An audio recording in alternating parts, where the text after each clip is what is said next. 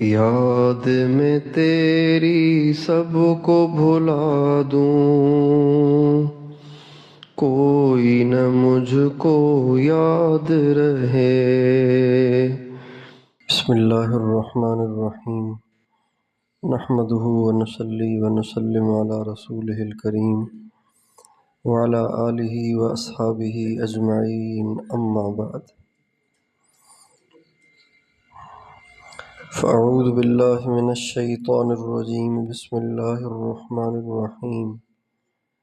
یا ایہا الذین آمنوا من یرتد منکم عن دینہ فسوف یأتی اللہ بقوم یحبهم ویحبونہ اذلة علی المؤمنین اعزة علی الکافرین یجاہدون فی سبیل اللہ ولا يخافون لومة لائم ذلك فضل اللہ یؤتیہ من یشاء واللہ ذو الفضل العظیم۔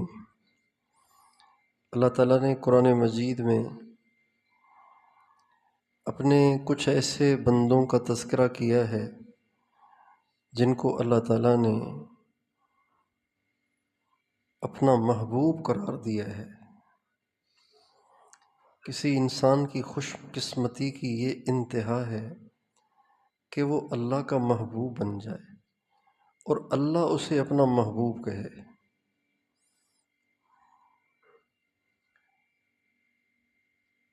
یہود کہا کرتے تھے نحن احباء اللہ، نحن ابناء اللہ و احباؤہ، ہم اللہ کے بیٹے بھی ہیں اور اللہ کے بہت پیارے محبوب بھی ہیں، جبکہ وہ تو اللہ کے محبوب نہیں تھے۔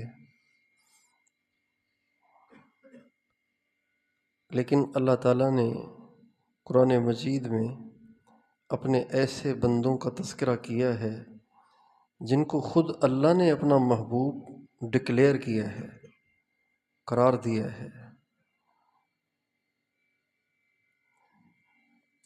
تو ایسے بہت سے بندے ہیں، ان میں سے ایک جماعت وہ لوگ ہیں کہ جو اللہ سے محبت کرتے ہیں، جن کا تذکرہ کل ہو گیا، اور وہ اللہ کے محبوب ہیں جو ایمان والوں کے لیے بہت نرم ہیں، ایمان والوں کے سامنے بہت متواضع رہتے ہیں، ایمان والے کا ایمان کی وجہ سے اکرام کرتے ہیں۔ اکرام تو ہر ایک کرتا ہے، نرم تو ہر ایک ہوتا ہے، لیکن نرم ہونے اور اکرام کی وجہ دیکھنی پڑے گی کہ یہ نرم کیوں ہے اور یہ اکرام کیوں کر رہا ہے۔ ہمارے زمانے میں اکرام کی وجہ کسی کا پیسے والا ہونا یا کسی کا عہدے پہ فائز ہونا ہے۔ ہم سب اپنی زندگی میں غور کریں گے کہ ہمارے اکرام کا رخ اور ہمارے اکرام کی وجہ ایمان والا ہونا ہے یا پیسے والا ہونا ہے، ایمان والا ہونا ہے یا عہدے والا ہونا ہے۔ عام طور سے پیسے والا ہونے کی وجہ سے عزت کی جاتی ہے، پیسے والا ہونے کی وجہ سے تواضع سے پیش آیا جاتا ہے، پیسے والا ہونے کی وجہ سے آؤ بھگت کی جاتی ہے، عہدے والا ہونے کی وجہ سے عزت کی جاتی ہے، عہدے والا ہونے کی وجہ سے تواضع کی جاتی ہے، اور عہدے والا ہونے کی وجہ سے آؤ بھگت کی جاتی ہے۔ اللہ تعالیٰ اس آیت میں اپنے ان بندوں کو محبوب قرار دے رہے ہیں جن کا اکرام اور جن کی تواضع اور جن کی آؤ بھگت صرف اس لیے ہے کہ اگلے میں اور کچھ نہیں ہے، بس یہ ہے کہ مسلمان ہیں۔ اکرام صرف اس وجہ سے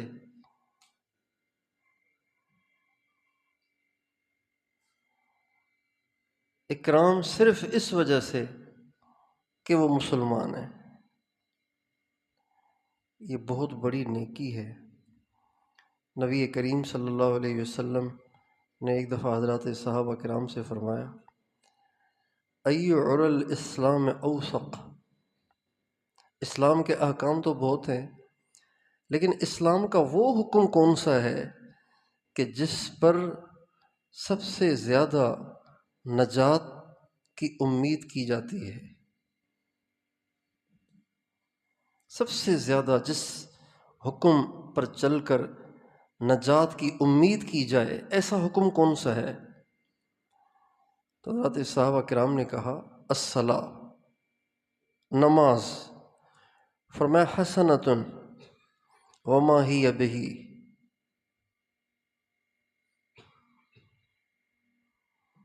بہت اچھا عمل ہے لیکن وہ نہیں جس کا سوال کیا گیا ہے۔ کہا جی صیام رمضان، فرمایا حسن وما ہی بہ، بہت اچھا عمل ہے لیکن سوال کا جواب یہ نہیں ہے۔ کسی نے کہا الجہاد، فرمایا حسن وما ہی بہ، بہت اچھا عمل ہے لیکن میری مراد یہ نہیں۔ تو صحابہ نے کہا آپ ہی بتا دیجئے۔ آپ نے فرمایا ان اوثق عر الاسلام الحب للہ والبغض للہ، سب سے زیادہ قیامت کے دن جس عمل سے نجات کی امید کی جاتی ہے وہ اللہ کی وجہ سے محبت کرنا۔ اور یہ بہت مشکل کام ہے، یہ کہنے میں بڑا آسان ہے اور مشکل ترین کام ہے یہ۔ اسی وجہ سے کہا کہ سب سے زیادہ نجات کی امید اسی عمل سے ہے کہ انسان کسی کو چاہے بھی تو اللہ کی وجہ سے۔ عام طور سے چاہا جاتا ہے نفس کی وجہ سے، عام طور سے چاہا جاتا ہے دنیاوی لشپش کی وجہ سے، دنیاوی چکا چوند کی وجہ سے، دنیاوی چمک دمک اور ساز و سامان کی وجہ سے۔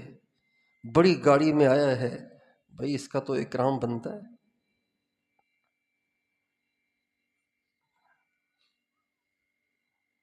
بڑے باپ کا بیٹا ہے بھائی اس کا تو اکرام بنتا ہے، بڑے عہدے پہ فائز ہے اس کا تو اکرام بنتا ہے۔ عام طور پہ تو یہی سوچا جاتا ہے نا، عام طور پہ تو۔ لیکن کسی کا اکرام کرنا، کسی کے ساتھ نرم ہونا، کسی سے محبت کرنا اور کسی سے تواضع سے پیش آنا صرف اس لیے کہ یہ مسلمان ہے، یہ ایسی عظیم الشان نیکی ہے کہ قیامت کے دن سب سے زیادہ اسی نیکی سے نجات کی توقع کی جاتی ہے۔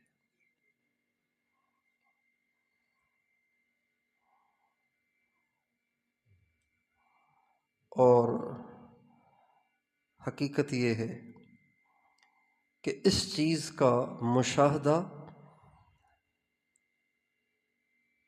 تبلیغ میں خوب ہوتا ہے۔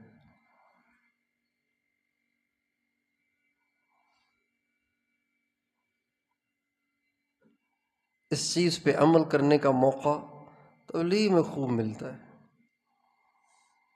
اور یہ چیز تبلیغ میں دیکھنے کو خوب ملتی ہے۔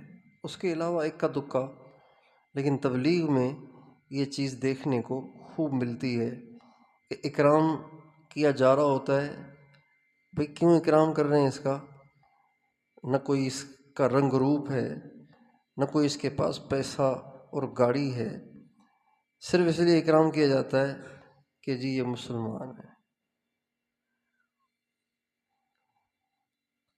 جماعتیں جاتی ہیں علاقوں میں اور وہاں جھوپڑوں میں پڑے ہوئے خانہ بدوش ننگے بچے، ان کے خود کے رنگ کالے، میلے کچیلے، اور ان کو گلے لگا رہے ہوتے ہیں، ان سے پیار کر رہے ہوتے ہیں، ان کو ریوڑیاں کھلا رہے ہوتے ہیں رائیونڈ والی، اور ان کی منت کر رہے ہوتے ہیں، حالانکہ یہ خود بھی ریٹائرڈ افسر ہوتے ہیں، کوئی آن ڈیوٹی افسر ہوتے ہیں۔ اب یہ جو کچھ کر رہے ہیں نا، یہ اللہ کے لیے ہے۔ اذلۃ علی المؤمنین، ذلیل ہو رہے ہیں۔ یہ اذلۃ، ذلیل کی جمع بھی ہو سکتی ہے اور ذلول کی جمع بھی ہو سکتی ہے۔ ذلیل کی جمع تو ذلیل کا ترجمہ تو واضح ہے، اور ذلول کہتے ہیں نرم کو۔ اللہ تعالیٰ فرماتے ہیں میں نے زمین کو تمہارے لیے ذلول، نرم بنا دیا۔ پتھر کی نہیں ہے کہ جس میں تم کوئی کاشتکاری نہ کر سکو، نرم ہے زمین، کھدائی کرو تو کھد جاتی ہے۔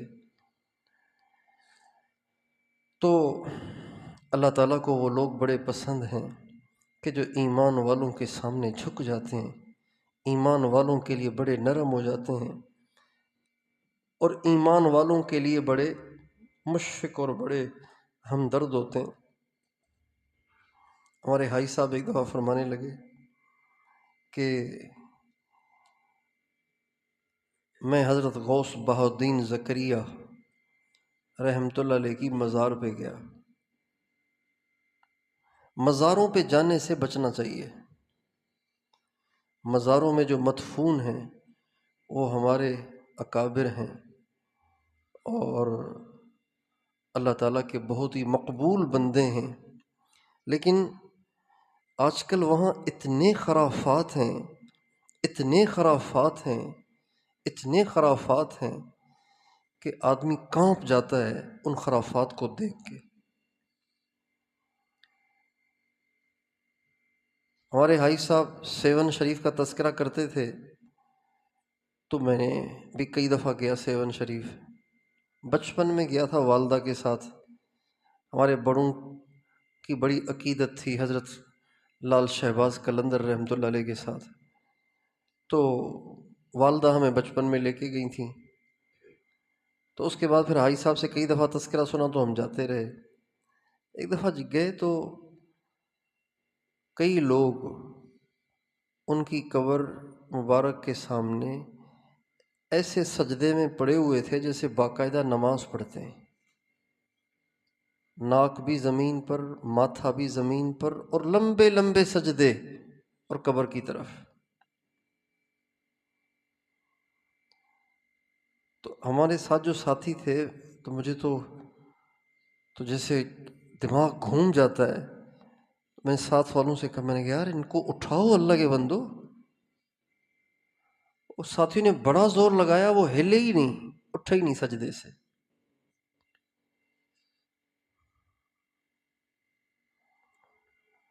ہم باہر بیٹھ گئے کہ بھئی یہ اٹھیں تو ان کو سمجھائیں گے، لیکن سمجھ میں نہیں آئی۔ تو اس لیے مزارات کا حال ایسا ہو گیا ہے کہ اب ایک کمزور ایمان والے کو جانے میں بھی احتیاط کرنی چاہیے، ورنہ اپنے مشائخ اور اکابر کی قبروں کی زیارت کرنا اور یہ کوئی برا عمل نہیں ہے۔ یہ ہمارے اکابر سے ثابت ہے، ہمارے بڑوں سے ثابت ہے۔ وہ اپنے بڑوں کی، اپنے مشائخ کی قبروں پہ جاتے تھے، وہاں جا کے دعائیں کرتے تھے۔ تو حاجی صاحب فرمانے لگے کہ میں حضرت غوث بہاؤالدین زکریہ رحمۃ اللہ علیہ کی قبر مبارک پہ گیا تو مجھے ان کی زیارت ہوئی، ان کی ملاقات کا شرف حاصل ہوا۔ تو حضرت غوث بہاؤالدین زکریہ رحمۃ اللہ علیہ نے فرمایا کہ عبدالوہاب، تم گرے سے گرے پڑے مسلمان کا اکرام کرو، اس کے نتیجے میں اللہ تعالیٰ تمہیں محبوبیت عطا کرے گا۔ گرے سے گرے پڑے مسلمان کا اکرام کرو اور اس سے محبت کرو، اس سے اللہ تعالیٰ تمہیں محبوبیت عطا کرے گا۔ چنانچہ ہم حاجی صاحب کو دیکھتے تھے کہ ہر ایک سے ایسے محبت کا اظہار کرتے تھے کہ انسان حیران ہو جاتا تھا۔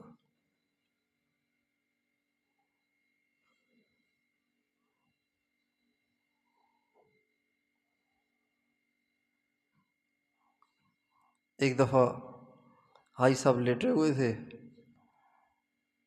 تو ایک آدمی آیا اور آ کے ٹانگیں دبانے لگا۔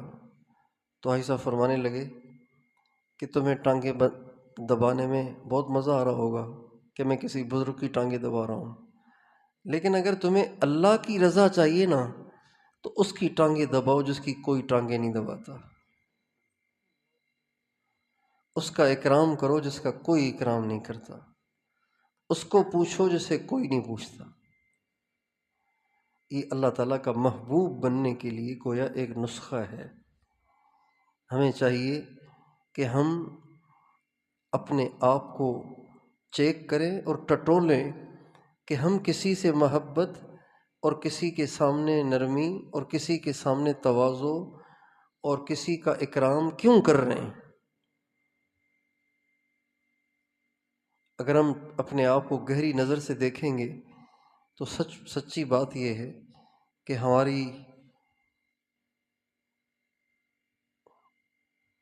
ہمارے اکرام کی وجہ ایمان اور اسلام نہیں ہوتا، ہمارے اکرام کی وجہ پیسہ اور عہدہ اور عزت اور شہرت ہوتی ہے، یا زیادہ سے زیادہ دین کا کام کرنے والوں کی وجہ یہ ہوتی ہے کہ بھئی یہ والا آدمی اگر دین میں لگ جائے گا نا تو بڑا فائدہ ہوگا، یہ والا آدمی۔ ہر مسلمان قیمتی ہے، چاہے وہ اعمال والا ہو چاہے وہ بے عمل ہو، ہر مسلمان قیمتی ہے، چاہے وہ صلاحیتوں والا ہو چاہے وہ گرا پڑا نالائق کیوں نہ ہو، ہر مسلمان قیمتی ہے۔ ہر مسلمان کی عزت، ہر مسلمان کا اکرام اس وجہ سے کرنا کہ یہ مسلمان ہے۔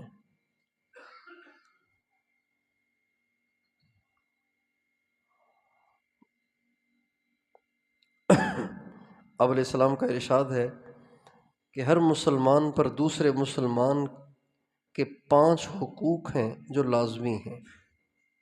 ہر مسلمان کے 5 حقوق ہیں، ان میں سے پہلا حق یہ ہے کہ اگر وہ سلام کرے تو آپ جواب دیں۔ سلام کرنا سنت، جواب دینا واجب ہے، اس کا اہتمام کرنا چاہیے۔ جب بھی کوئی سلام کرے تو آدمی جواب دے، ضرور جواب دے، اور جواب سنائے بھی، یعنی کہ دل دل میں کہہ دیا، جواب سنائے۔ اور دوسرا، ہر مسلمان کا دوسرے مسلمان پر حق یہ ہے کہ اگر وہ بیمار ہو جائے تو اس کا حال پوچھنے چلا جائے، حال احوال لیا جائے۔ یہ چیزیں ہمارے معاشرے سے اب ختم ہو رہی ہیں، حال احوال نہیں لیتے ایک دوسرے کا۔ نبی کریم صلی اللہ علیہ وسلم کی عادت شریفہ یہ تھی کہ آپ کے پاس آنے والوں میں سے کوئی ایک بھی اگر نظر نہ آ رہا ہوتا تو آپ پوچھتے تھے، کان یتفقد اصحابہ، آپ اپنے صحابہ کے بارے میں پوچھتے تھے۔ صحابہ سے مراد اس زمانے کے مسلمان پوچھتے تھے کہ بھئی وہ فلاں نظر نہیں آ رہا، فلاں نظر نہیں آ رہا۔ آپ کی خدمت اقدس میں ایک یہودی بچہ آتا تھا، بچہ، اور وہ بھی یہودی۔ اب آپ خود سوچیں کہ یہودی بچہ ہمارے نبی کی مجلس میں کسی فرنٹ سیٹ پہ تو نہیں بیٹھتا ہوگا نا، پتہ نہیں کس کونے کھانچے میں بیٹھتا ہوگا۔ اتنی بڑی مسجد تھی ہمارے نبی کی، اس وقت بھی ہمارے نبی کی مسجد کوئی چھوٹی نہیں تھی، اتنی نہیں تھی، بہت وسیع مسجد تھی، اور سارا مدینہ نماز پڑھتا تھا وہاں پہ، تو کہاں اس کو جگہ ملتی ہوگی یہودی بچے کو۔ لیکن آپ علیہ السلام نے نہیں دیکھا تو صحابہ سے پوچھا، وہ یہودی بچہ نظر نہیں آ رہا۔ اللہ اکبر، ہمارے آقا کی کتنی گہری نظر تھی اپنے حاضرین پر، ملنے والوں پر، آنے والوں پر۔ صحابہ نے کہا وہ بیمار ہے، فرمایا چلو اس کی عیادت کریں۔ ارے بچے کی عیادت کے لیے جا رہے ہیں اور وہ بھی یہودی۔ صحابہ کو لیا اور چل پڑے، اور اس کے گھر گئے، دروازہ کھٹکھٹایا، اس کا والد نکلا، فرمایا آپ کے بیٹے سے ملنے آئے ہیں، آپ کے بیٹے کا حال پوچھنے آئے ہیں، سنا ہے کہ بیمار ہے۔ وہ آپ کو اندر لے گیا، آپ اس بچے کے سرانے کھڑے ہوئے، اس بچے کے چہرے کے تیور دیکھ کے آپ سمجھ گئے کہ اب یہ نہیں بچے گا، تو آپ نے اس بچے سے فرمایا قل لا الہ الا اللہ، کلمہ پڑھو، لا الہ الا اللہ کہو۔ جب یوں کہا نا، آپ نے یوں فرمایا، تو اس بچے نے اپنے باپ کی طرف دیکھا کہ ابو کیا کہتے ہیں۔ تو بچے کا نصیب اچھا تھا، اس کے باپ نے کہا اطع ابا القاسم، ابو القاسم جیسے کہہ رہے ہیں ویسے کر لو۔ چنانچہ اس بچے نے کلمہ پڑھا، اور کلمہ پڑھتے ہی اس کی روح پرواز ہوئی۔ آپ علیہ السلام وہاں سے خوش خوش نکلے، اور آپ یوں کہہ رہے تھے الحمد للہ الذی انقذہ بی من النار۔ اے اللہ، یہ ساری مہربانیاں تیری ہیں، اور یہ تیرا فضل ہے کہ آپ نے اپنے ایک بندے کو میرے ذریعے سے جہنم سے بچا لیا۔ حضرت جابر رضی اللہ عنہ فرماتے ہیں میں اوالی میں رہتا تھا، مدینے سے باہر اوالی میں رہتا تھا۔ نبی کریم صلی اللہ علیہ وسلم، مجھے تکلیف تھی پاؤں میں، نبی پاک علیہ السلام پیدل چل کر میری عیادت کے لیے وہاں تشریف لائے، میرا حال پوچھنے کے لیے آئے، پیدل چل کر وہاں میرے گھر پہ۔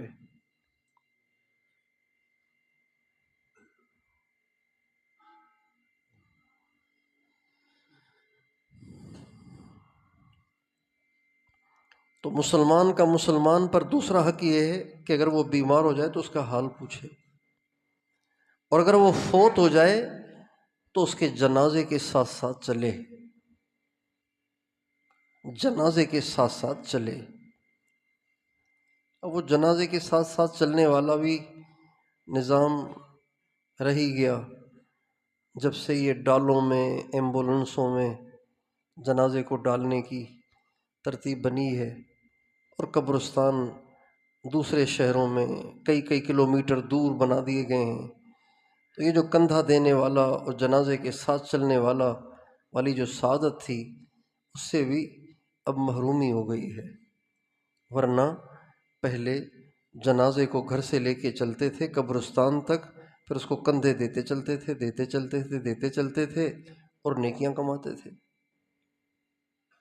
اور جنازے کے ساتھ ساتھ جا رہے ہوتے تھے، جنازہ کندھوں پہ ہوتا تھا تو خود کی بھی موت کا استحضار ہو رہا ہوتا تھا، ہائے آج یہ ہمارے کندھوں پہ ہے، کل ہم بھی کسی کے کندھے پہ ہوں گے۔ وَإِذَا حَمَلْتَ إِلَى الْقُبُورِ جَنَازَةً فَاعْلَمْ بِأَنَّكَ بَعْدَهَا مَحْمُولُ۔ آج یہ جنازہ تمہارے کندھوں پر ہے، کل تیرا جنازہ کسی اور کے کندھے پہ ہوگا۔ تو جنازے میں شرکت کرنا، جنازے کے ساتھ ساتھ چلنا، جنازہ پڑھنا نہیں، اتباع الجنائز، جنازے کے ساتھ چلنا،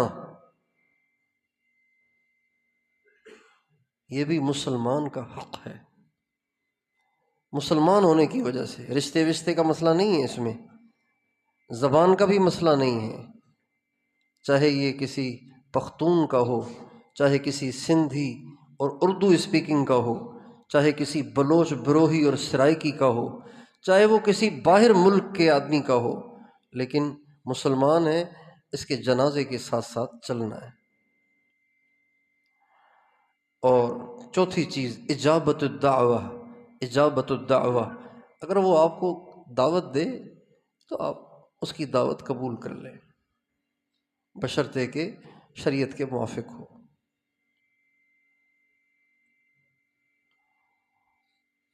اور پانچویں چیز تشمیت العاطس، اگر اسے چھینک آئے تو اس کے جواب میں یرحمک اللہ کہنا، یہ مسلمان کا مسلمان پر حق ہے۔ اور ایک حدیث میں آتا ہے من زار اخا لہ فی اللہ،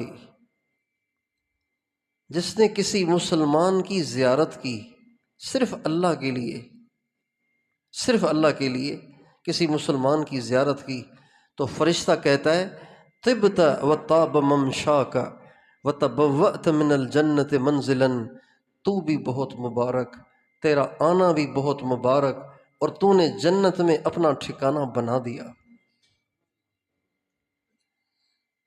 اچھا، یہ چیز ہم نے یمن میں دیکھی کہ وہاں پہ صرف دیکھنے کے لیے بھی لوگ جاتے ہیں، نہ کھانے نہ پینے نہ دعوت دینے۔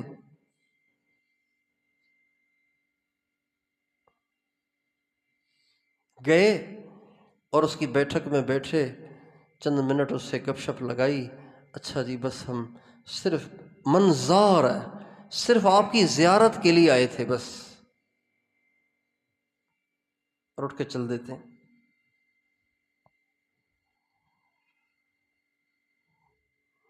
تو اسلام نے مسلمان کو مسلمان کی عزت سکھائی ہے، مسلمان کو مسلمان کی اسلام کی وجہ سے عزت سکھائی ہے۔ اللہ تعالی ہمیں اس کی توفیق دے کہ ہم ہر مسلمان کا اکرام کریں، ہر مسلمان کے سامنے بچھ جائیں، ہر مسلمان کی عزت کریں، صرف اسلام کی وجہ سے، کسی اور وجہ سے نہیں۔ دکاندار بھی بڑی آؤ بھگت کرتا ہے اپنے گاہک کی، اور چائے کی پیشکش بھی کرتا ہے، کولڈ ڈرنک کی پیشکش بھی کرتا ہے، اور اس سے بڑے اچھے طریقے سے مسکرا کے ملتا بھی ہے، اور ایسا ڈرامہ کرتا ہے کہ اگلا سمجھتا ہے کہ یہ تو میرا کوئی بچھڑا ہوا یار ہے۔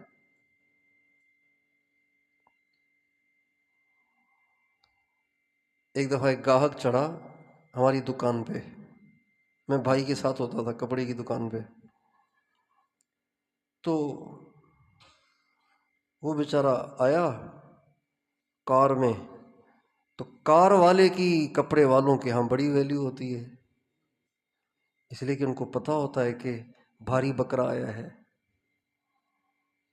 آئے گا کوئی بیچارہ ٹھیلا چلانے والا، تو اس کو تو 50 روپے کا میٹر کہیں گے تو اس سے بھی کم کرائے گا۔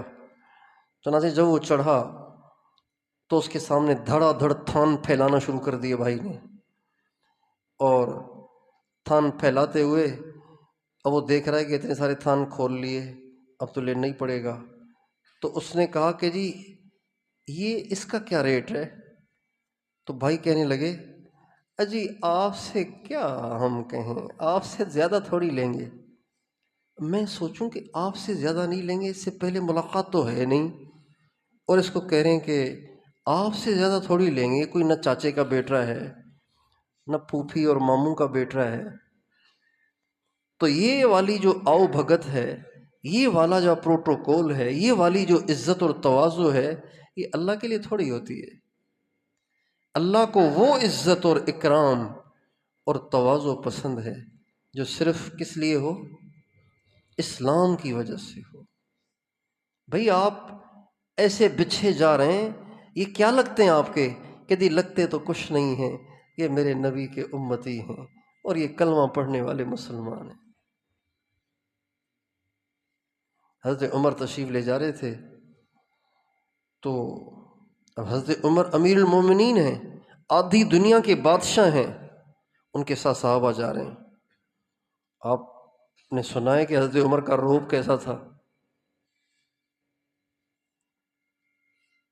کتنی دنیا ان سے کانپتی تھی۔ اما عائشہ رضی اللہ تعالی عنہا فرماتی ہیں کہ مجھے یہ جو حبشی کھیل کھیلتے تھے نا نیزوں کے ساتھ، مجھے دیکھنے میں بڑا مزہ آتا تھا۔ تو ایک دفعہ آئے ہوئے تھے حبشی، وہ کھیل رہے تھے، تو میں نے آپ علیہ السلام سے کہا حضور مجھے یہ کھیل دکھائیں نا، چل کے شادی ہو چکی ہے، مجھے چل کے کھیل دکھائیں۔ آپ علیہ السلام حضرت اما عائشہ کے لاڈ اٹھایا کرتے تھے، ساری بیویوں کے اٹھاتے تھے، لیکن اما عائشہ نے وہ باتیں کھول کھول کے بتائیں جس سے ایسے معلوم ہوتا ہے کہ صرف انہی کے مطالبے اور انہی کے لاڈ پورے ہوتے تھے، اوروں کے پورے نہیں ہوتے تھے، پورے سب کے ہوتے تھے، لیکن عورت کی طبیعت میں حیا ہوتی ہے، وہ اپنے گھر کی باتیں باہر نہیں کرتی۔ اما عائشہ رضی اللہ تعالی عنہا سے اللہ نے گھریلو احکام اور گھریلو سنتیں اور گھریلو شریعت کو عام کرنا تھا، زندہ کرنا تھا، اس لیے اللہ تعالیٰ نے ان کو یہ ہمت اور جرت عطا فرمائی کہ انہوں نے ساری گھر کی باتیں کھول کھول کے امت کو بتائیں، تاکہ گھریلو زندگی ہمارے نبی کی بھی امت کے سامنے آئے۔ چنانچہ آپ علیہ السلام نے ان کو لیا اور لے گئے، اور آپ علیہ السلام سامنے کھڑے ہو گئے، اما عائشہ کو پیچھے کھڑا کر لیا، دبلی بھی تھیں پتلی بھی تھیں، تو حضور کے پیچھے بالکل فٹ ہو گئیں اور اپنی ٹھوڑی حضور کے کندھے پہ رکھ لی اور وہاں سے دیکھتی رہیں۔ اما عائشہ فرماتی ہیں کافی دیر گزر گئی، حضور تھک گئے، آپ نے فرمایا عائشہ بس؟ میں نے کہا نہیں، ابھی اور دیکھنا ہے۔ اب حضور تھک گئے، اما عائشہ کہتی ہیں میں دیکھتی رہی کہ حضور کبھی اس پاؤں پہ سہارا لے رہے ہیں، کبھی اس پاؤں پہ سہارا لے رہے ہیں، کبھی دوبارہ اس پاؤں پہ آ جاتے ہیں، لیکن مجھے پتا تھا کہ حضور تھک رہے ہیں، لیکن میں نے حضور کو روکا ہوا تھا صرف یہ دیکھنے کے لیے کہ مجھ سے کتنا پیار کرتے ہیں اور میری وجہ سے کتنی دیر ٹھہرے رہتے ہیں۔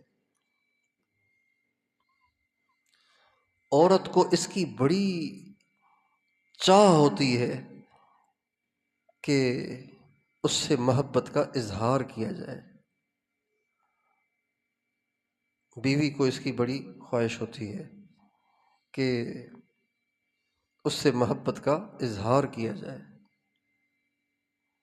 اس کی تعریف کی جائے، اس سے اپنائیت کا اظہار کیا جائے۔ اس کی عورت کے اندر طلب رہتی ہے، ہمیشہ رہتی ہے۔ ہمارے حضرت جی فرمانے لگے، ایک گھر گئے اور انہوں نے کھانے کی ہماری دعوت کی، تو کھانا کھانے کے بعد میں نے گھر والوں سے کہا کہ آپ گھر والوں کو پردے میں بٹھائیں، ہم نے ان کا شکریہ ادا کرنا ہے، اس لیے کہ انہوں نے بڑی محنت سے کھانے بنائے ہیں۔ چنانچہ ان کو پردے میں بٹھایا گیا، حضرت جی نے ان کا شکریہ ادا کیا کہ آپ نے بہت اچھے کھانے بنائے تھے، بہت مزہ آیا کھانا کھا کے، کھانے میں مزہ بھی تھا، کھانے میں نور بھی تھا۔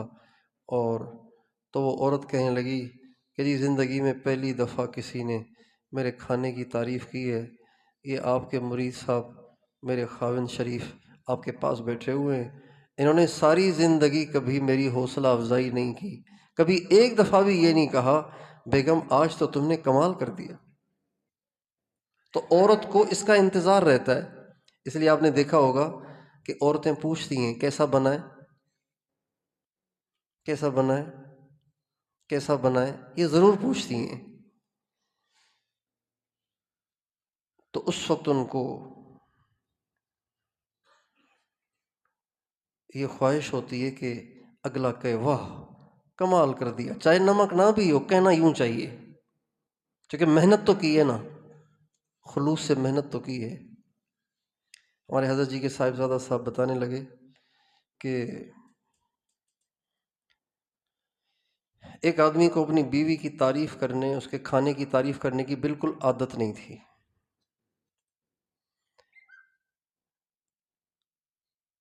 ایک دفعہ مسجد میں کوئی درس سن لیا اس نے کہ بیوی کے کھانے کی تعریف کرنی چاہیے۔ اب آیا دوپہر کا کھانا کھایا، کہا بیگم واہ آج تو کمال کر دیا، کہا ہاں آج پڑوسن کے گھر سے آیا نا اس لیے کر رہا ہوں۔ اور لگی شان تعریف ایسے موقع پہ ہو گئی کہ جب کھانا اس کے ہاتھ کا بنا ہوا ہی نہیں تھا۔ تو حضرت عمر تشریف لے جا رہے تھے صحابہ کے ساتھ، تو راستے میں ایک بڑھیا حضرت عمر کو لے کے کھڑی ہو گئی اور ایسے عجیب لہجے سے وہ بات کر رہی تھی کہ دیکھنے والوں کو حیرت ہو رہی تھی، اور حضرت عمر یوں اس کے سامنے جھک کر کان لگا کر اس کی ساری باتیں سنتے رہے، اور لمبی دیر تک، یہاں تک کہ ساتھ والے اکتا گئے۔ جب وہ اپنی ساری باتیں سنا کے چلی گئی تو حضرت عمر سے ساتھیوں نے کہا امیر المومنین ایسا منظر تو آج تک کبھی بھی نہیں دیکھا، اور ایک بڑھیا کے لیے اتنی دیر آپ نے اپنے آپ کو بھی اور ہمیں بھی روکے رکھا، جان چھڑا لیتے اس سے۔ تو فرمانے لگے جانتے بھی ہو کہ یہ کون تھی؟ یہ خولہ بنت ثعلبہ تھی، یہ وہ تھی جس کے جھگڑے کو اللہ نے عرش پہ سنا تھا۔ تو عمر کی کیا مجال ہے کہ عمر اس کی بات نہ سنے۔ قد سمع اللہ قول التي تجادلك في زوجها وتشتكي إلى الله اللہ تعالیٰ نے سن لی اس عورت کی باتیں جو آپ سے جھگڑ رہی تھی، آپ سے منہ ماری کر رہی تھی اپنے خاوند کے بارے میں، اور اللہ تعالیٰ نے تم دونوں کی باتیں سن لی ہیں۔ اللہ سننے والے جاننے والے۔ اور آپ علیہ السلام کو اللہ تعالیٰ کا حکم ہے وقفد جناحک لمن اتبعک من المؤمنین، اے نبی جو آپ کی ماننے والے اور آپ کے پیچھے چلنے والے ایمان والے ہیں نا، آپ ان کے لیے اپنے کندھوں کو جھکا دیا کریں۔ سبحان اللہ، حضور سے کہہ رہے ہیں کہ یہ جو تیرے نقش قدم پہ چلنے والے اور تجھ پہ کلمہ پڑھنے والے ہیں، ان کے لیے اپنے کندھوں کو جھکا دیا کریں، ان کے سامنے تواضع سے پیش آیا کریں۔ اللہ تعالی ہمیں ہر مسلمان کی قدردانی عطا فرمائے۔ ہر مسلمان ہیرا ہے، ہر مسلمان قیمتی ہے، ہر مسلمان قیمتی ہے۔ مسلمان چاہے کتنا گرا پڑا کیوں نہ ہو، کتنا گناہ گار کیوں نہ ہو، اور کتنا غریب اور کتنا کالا کلوٹا اور میلا کچیلا کیوں نہ ہو، ساری دنیا کے قارونوں سے بڑھیا ہے، ساری دنیا کے فرعونوں سے زیادہ قیمتی ہے۔ تو یہ لوگ اللہ کو بہت پسند ہیں جو ایمان والوں کے لیے نرم پڑ جاتے ہیں اور ایمان والوں سے محبت کرتے ہیں اور ایمان والوں سے تواضع سے پیش آتے ہیں۔ اللہ تعالی ہمیں ہر مسلمان کی قدردانی عطا فرمائے۔ یہ اللہ تعالیٰ کا محبوب بننے کا ایک نسخہ ہے کہ ہم ہر مسلمان کی عزت کریں۔ اس زاویے سے ہم نہیں سوچتے ہیں، اس زاویے سے ہمیں سوچنا چاہیے۔ عزت کرنے کی وجہ پیسہ، عہدہ اور مال اور گاڑی اور پراپرٹی، عزت شہرت نہ ہو، بلکہ اکرام کرنے کی وجہ صرف مسلمانی ہو۔ وآخر دعوانا ان الحمد للہ رب العالمین۔